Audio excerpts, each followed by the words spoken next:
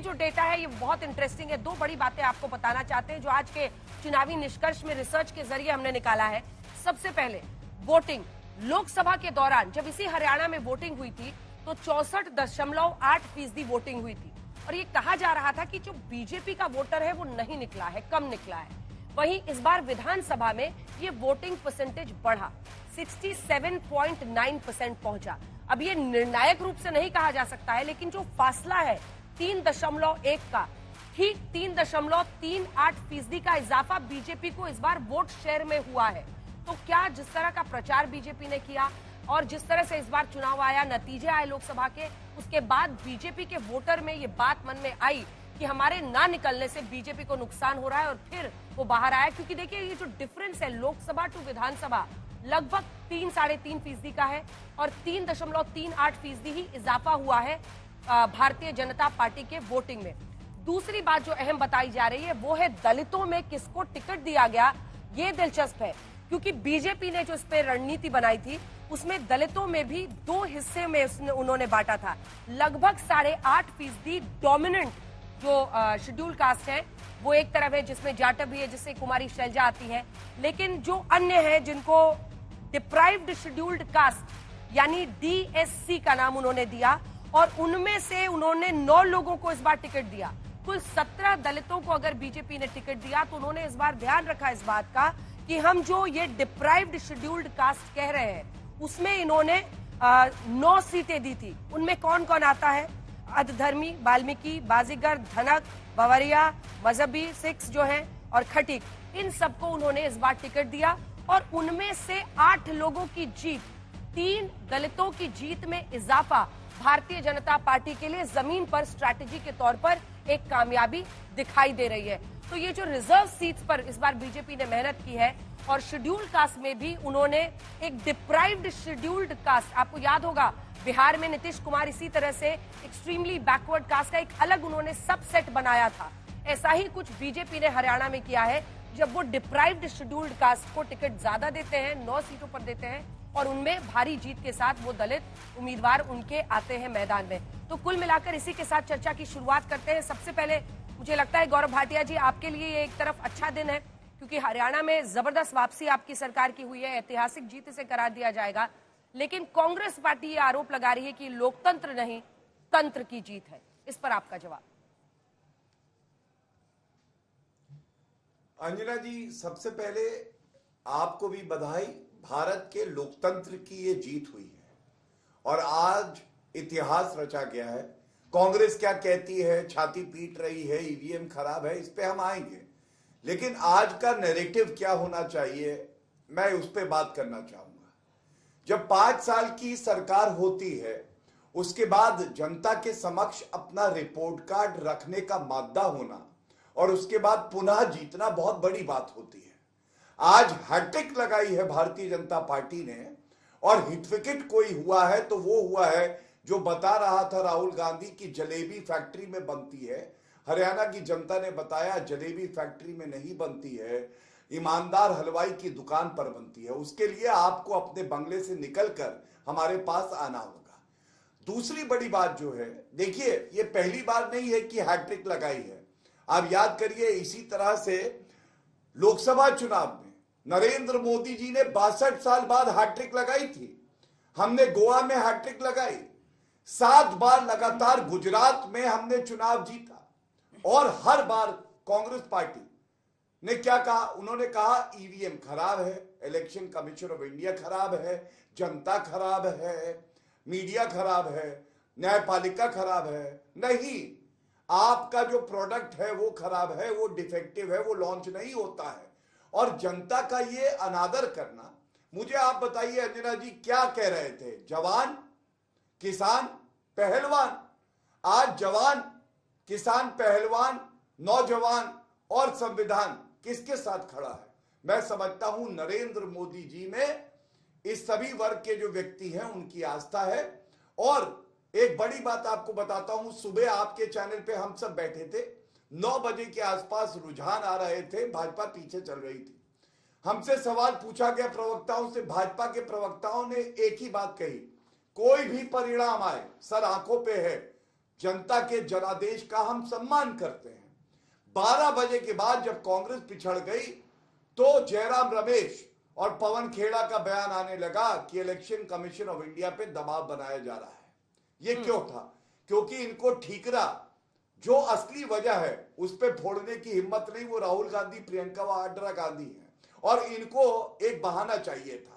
आपको मालूम है, जब हमारे कार्यकर्ता और लीडर कर्मठता से मेहनत करते हैं, आज जब परिणाम आ रहे थे, बताया जा रहा है इनके नेता चाहे राहुल गांधी हो, प्रियंका गांधी वाड्रा हो, वो विदेश यात्रा पे हैं।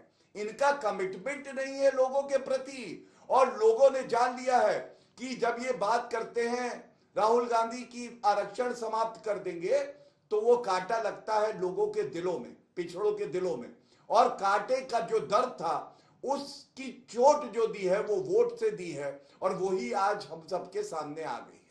ठीक है अभय दुबे जी, अब आप मोर्चा संभालिए कांग्रेस पार्टी की तरफ से। देखिए, कहावत तो है कि अंगूर खट्टे हैं क्या, लेकिन आज तो आपने जलेबी ही खट्टी कर दी। जीत की जलेबी बीजेपी को चली गई तो आपके लिए सब खट्टा हो गया। मतलब ये तो नहीं हो सकता ना सर कि एक जगह आप लोग स्वीकार करें, दूसरी जगह सिर्फ। देखिए, आपका ये अधिकार है, आप सबसे बड़े राजनीतिक विरोधी दल है इस वक्त, आप तमाम जो शिकायतें हैं वो दर्ज कराइए, लेकिन जो फैसला है उसको तो स्वीकारना ही होगा ना। ऐसा नहीं हो सकता कि जम्मू कश्मीर में स्वीकार लें और यहां पर स्वीकार ना करें। ऐसा ही देखिए, लोकसभा के नतीजे आए थे जब बहुमत के आंकड़े से बहुत पीछे रह गई बीजेपी, लेकिन उनको स्वीकारना पड़ा। दूसरे पर ठीकरा कब तक फोड़ते रहिएगा सर? अंजना जी, यहाँ ये प्रश्न ठीकरे फोड़ने का नहीं है। हाँ, कांग्रेस पार्टी ने हरियाणा के लिए बहुत स्वादिष्ट जलेबी बनाई थी, मगर भारतीय जनता पार्टी ने षड्यंत्र की कड़ाई में डुबकी लगाई और हरियाणा के हक की जलेबी खाई। मैं इसलिए कह रहा हूं कि ये कोई शिकायत हमने ऐसा नहीं था। जब गौरव भाटिया कह रहे हैं कि हमारी सीटें 74 तक बता रहे थे, तभी हमने इस बात की शिकायत कर दी थी। तभी हमने शिकायत करना प्रारंभ किया था कि कैसे 99% बैटरियां हो सकती है।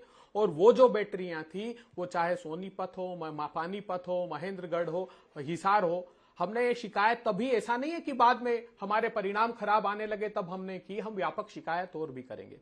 आज देश के सामने बड़ा सवाल ये है कि हाँ, ये बात मैं स्वीकारता हूं कि स्ट्रेटेजिकली एक जो छोटी सफलता भारतीय जनता पार्टी ने अर्जित की, जो हमारे मूल्यांकन के अनुसार 25-30 सीटें असली में मिल सकती भारतीय जनता पार्टी को, वो नरेंद्र मोदी जी ने खुद को हरियाणा से दूर रखा और खट्टर साहब को हटा दिया। वो जरूर एंटी इनकम्बेंसी को इन्होंने कम किया, नहीं तो देखा है हरियाणा ने किसानों को लहूलुहान नहीं किया क्या? ये कह रहे हैं अग्निवीर पर हरियाणा के आंदोलित नहीं थे क्या छात्र? क्या वहां की बेटियों को तिल तिल कर तड़पा तड़पा कर दिल्ली में नहीं मारा आपने पहलवान बेटियों को? ये सब ने देखा, बेरोजगारी का आलम भी देखा। जम्मू कश्मीर में भी अंत तक षड्यंत्र पूर्वक सत्ता छीनने की कोशिश हुई है। चुनाव घोषणा के 2 महीने पहले इन्होंने बदलाव किए, लेफ्टिनेंट गवर्नर को अधिकार संपन्न कर दिया। वहां पे एडवोकेट जनरल से लेकर आईएएस आईपीएस के ट्रांसफर तक मुख्यमंत्री से छीनने का षड्यंत्र किया। आखिरी तक फाइनल असॉल्ट ये किया कि लेफ्टिनेंट गवर्नर को अधिकार दिए 5 लोगों को नॉमिनेट करने के, विधायकों को, ताकि संख्या बल अगर कम हो जाए तो इस अप्रत्यक्ष रूप से सत्ता छीन ले। भारतीय जनता पार्टी ने, कश्मीर की जनता ने बहुत अच्छा प्रतिसाद दिया और सबक सिखाया कड़ा।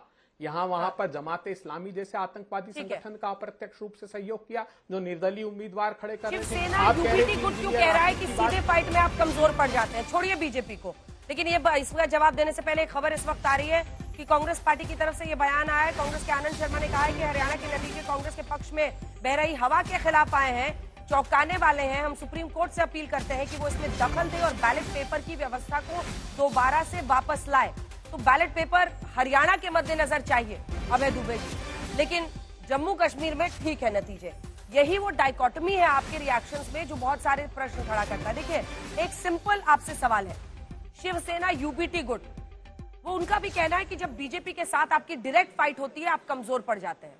आप समझ रहे हैं? बीजेपी को तो छोड़िए, आपके सहयोगी अब आपको आर्म ट्विस्टिंग करेंगे और कहेंगे महाराष्ट्र में आप सीएम का फेस उद्धव साहब को बनाइए। छोटा सा जवाब से फिर आप हो या शिवसेना हो या अंजना जी हो, जो भी कांग्रेस पार्टी के प्रति सद्भावना व्यक्त करता है, कोई सुझाव देता है, उसका स्वागत है। मगर यह नहीं भूलना चाहिए कि सबसे ज्यादा लोकसभा में सीटें कांग्रेस पार्टी ने महाराष्ट्र में जीती। सबसे बड़ा दल बनकर उभर कर कांग्रेस पार्टी ही आया महाराष्ट्र में। ये बात तो लोगों को स्वीकारनी पड़ेगी।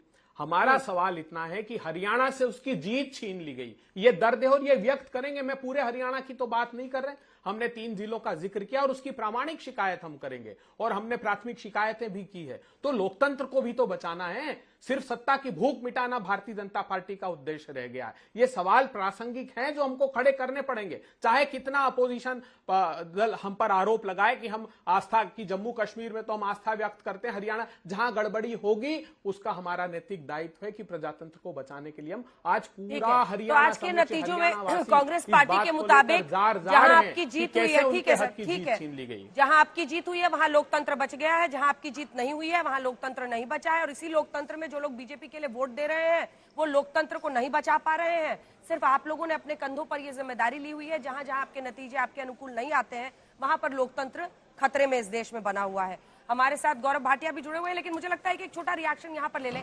शशि शेखर जी, जो वोटिंग परसेंटेज वाला मामला था वो एक इशारा कर रहा है कि इस बार वोटिंग परसेंटेज बढ़ा है और ठीक उतना ही मार्जिन से बीजेपी पिछली बार से आगे बढ़ी है। ये माना जा रहा था कि लोकसभा के चुनाव में उनका वोटर नहीं निकला था, जो कोर वोटर था, रिजल्ट्स ने क्या उनको हिलाया? और इस नजरिए से क्या कहना कि झटके अच्छे होते हैं कार्यकर्ताओं के लिए, काडर के लिए और जो उनके कोर वोटर हैं उनके लिए, ये भी एक कंक्लूजन निकाला जा सकता है? अजरा, मेरा जवाब थोड़ा सा लंबा है, मुझे 1 मिनट का टाइम लगेगा। मैं बनारस से आता हूं और मैं बनारस में था चुनाव से पहले। हाँ। वहां पर मैं जिससे भी मिलता था कि अरे मोदी जी तो 3.5-4 लाख से जीतेंगे। लखनऊ में गया, वहां पर ये हुआ कि साहब मेहरोत्रा जी ने तो ये कह दिया कि राजनाथ जी से हमारी क्या लड़ाई है, और समाजवादी पार्टी के जो प्रत्याशी थे और वो भी 3.5-4 लाख से जीतेंगे। उनके जो विरोधी थे बीजेपी के, वो भी कहते थे कि 2 सीटें छोड़कर हम तमाम सीटों की जिम्मेदारी लेते हैं। लेकिन अगर आप देखिए नितिन गडकरी, ये 3 बड़े नेता उनके 1.5 लाख के आसपास से जीते। कभी कभी जो जनादेश आता है, वो जो आपको हवा दिखाई पड़ रही होती है चलती हुई, वो उससे उलट होता है, क्योंकि जरूरी नहीं है कि जो आपको दिख रहा हो सिर्फ वही और वही अंतिम सच हो। तो इस बात, अच्छा, फिर उसके बाद मैंने, आप ही के सवाल का मैं जवाब दे रहा हूँ हरियाणा का, उसके बाद मैंने तमाम लोगों से, मैं जब भी जाता हूँ तो मिलता रहा कि भाई आखिर लोकसभा में ऐसा क्या हुआ कि आप बीजेपी के लिए ऐसा दिख रहा था और फिर इस तरह के रिजल्ट आए। उन्होंने कहा हमसे गलती हुई, हमें निकलकर मतदान केंद्रों तक जाना चाहिए था। आज आपके आंकड़े ने मेरी उस बात को, जो मैं अब तक देखता आया हूं, वो उसको प्रमाणित कर दिया कि कहीं न कहीं बीजेपी का वोट बैंक जो है वो उस तरह छितराया हुआ नहीं है। लगता है लोकसभा चुनावों से कुछ उम्मीदें ज्यादा बांध ली गई विपक्ष द्वारा।